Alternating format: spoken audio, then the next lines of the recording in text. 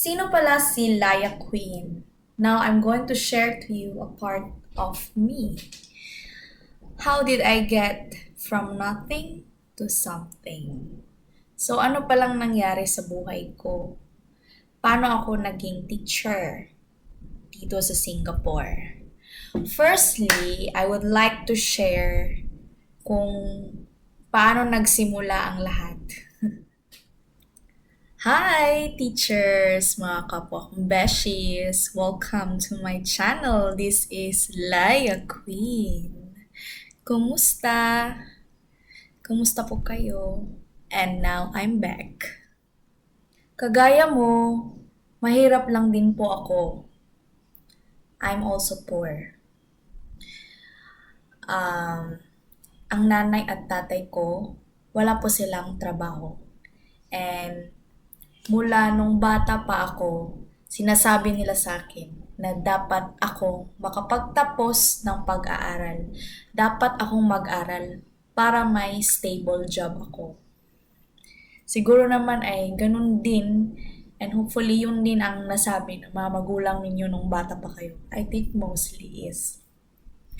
And habang tumatagal,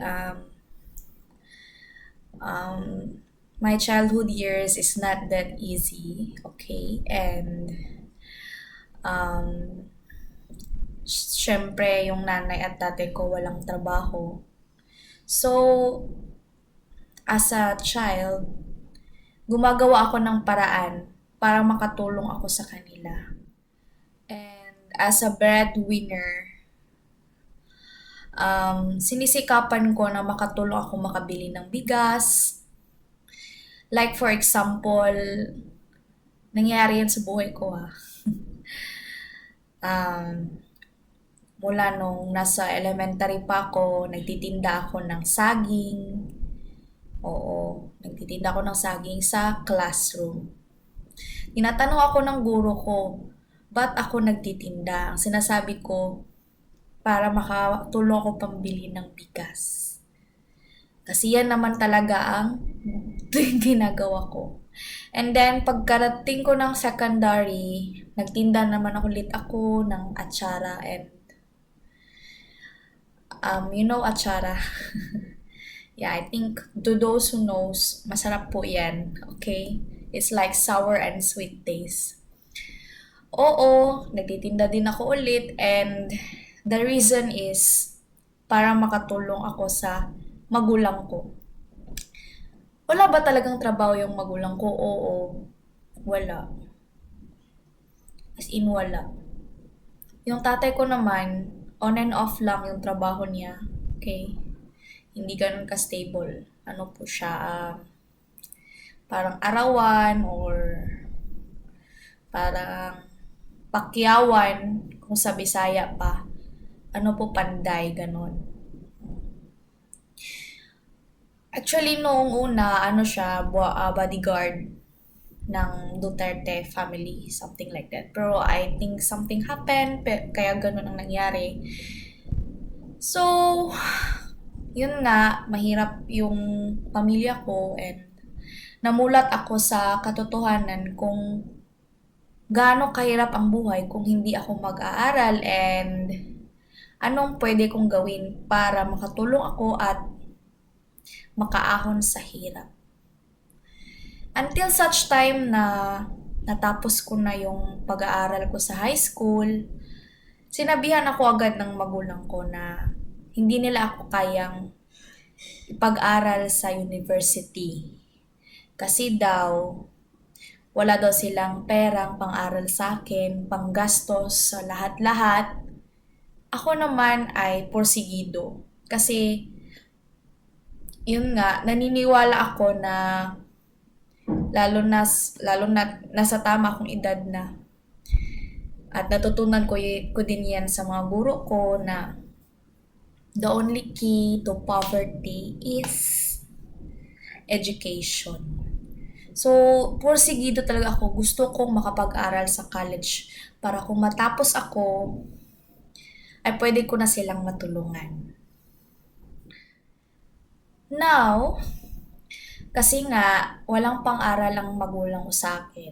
Nag-apply ako sa scholarship sa CHED. So, isa po ako sa mga CHED scholar. Firstly is from Nograles scholarship ako. And then, yun nga, nakakuha ako ng scholarship and then kumuha ako ng CHED scholarship. Dahil merong something na nangyari sa, hindi ko na maalala. Pero, yeah, sa kapalaran, napatuloy yung scholarship ko. So, until such time na natapos ko na yung pag-aaral ko, mag-graduate na ako, yun na, doon ko na nakilala yung HR. Kasi pumunta sila sa school, fourth year college ako noon. Pumunta sila sa school para mag-interview. Oh wait, hindi ko pa na-share sa inyo yung deepest side ng paano ako kasi walang pera yung magulang ko, 'di ba? Paano ko na patuloy at natapos yung pag-aaral ko sa college. Ang ginawa ko, nag part-time job po ako sa McDonald's. And yung work shift hours ko ay from 6 p.m. until 12 a.m. Yeah. And sa school naman, 6 a.m. kasi babiyahe pa ako. Mga 1 hour na biyahe pa po tong school. Then, so around 7 a.m. to 6 p.m. So, madugo ang laban po yan. um, uh, aral sa umaga, trabaho sa gabi, ganun po. Ganun po yung drama ko ng buhay ko noon. And yeah, I tried so hard. I worked so hard. Pero hindi ko naisip noon na napagod ako. Hindi ko nakitang napapagod ako dahil motivated ako. Gusto ko matapos ko talaga ang pag-aaral ko. But the twist is, wala sa plano ko talaga ang mag-aral ay mag-work dito sa Singapore. It's just that nag-try lang ako na mag-apply. So that's why I get hired.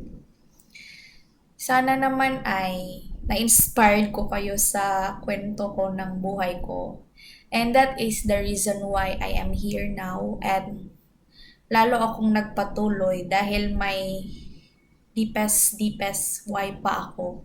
Which is ang anak ko. And kailangan ko pang mag-ipon ng lalo. Ganun. So, now, nakilala niyo na ako. And I'm just trying to open myself to you.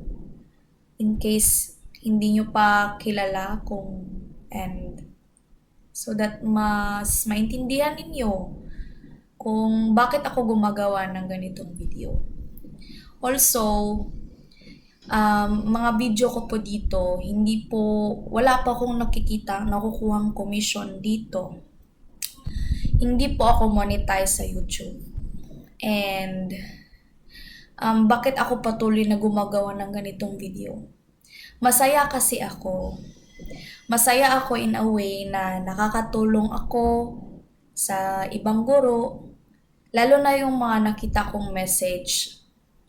Please, kung na-hired ka sa pag-watch ng video ko, please let me know. Kasi nakakagaan talaga ng loob. You make me proud. Parang proud na din ako sa sarili ko na may natulungan ako sa paggawa lang ng ganitong videos and tunay, hindi ako nagsisinungaling. Talagang masaya ako dahil nakatulong ako. And I think nakita ko yung mas worth ng channel na ito and I think I should continue more dahil meron pong mga nanonood ng videos ko and isa ka po din doon. And salamat din pala sa pag-subscribe and patuloy na pagsubaybay at pag-like Kasi it's very nakatulong talaga sa akin. Nakaka-proud sa sarili, nakaka-motivate. Kung alam nyo lang, yung feeling na nadadown ako minsan, hindi lang sa trabaho, kasi tunay na napapagod naman talaga tayo, no?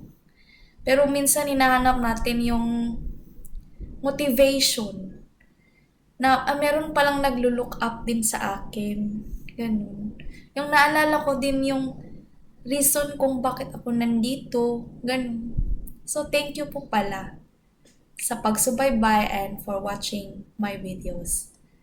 Again, salamat and goodbye. That's all for this video.